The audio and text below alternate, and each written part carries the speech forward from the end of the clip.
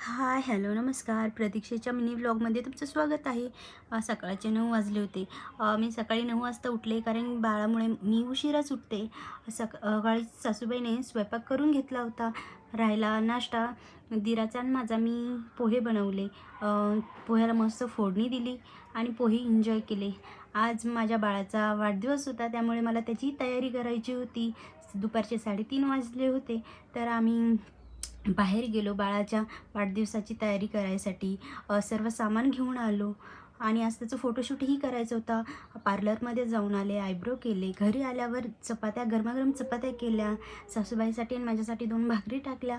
कांदा भाजून घेतला मसाल्यासाठी आणि एक लाडू खाल्ला. दारावर गाय आली होती, तिच्यासाठी चपात्या तिला चारल्या आणि बाळाच्या फोटोशूटची तयारी केली.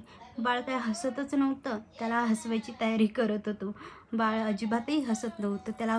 दमलो आम्ही त्याला हसवून. मग सर्व फोटो वगैरे काढले. संध्याकाळी त्याचा वाढदिवस साजरा केला.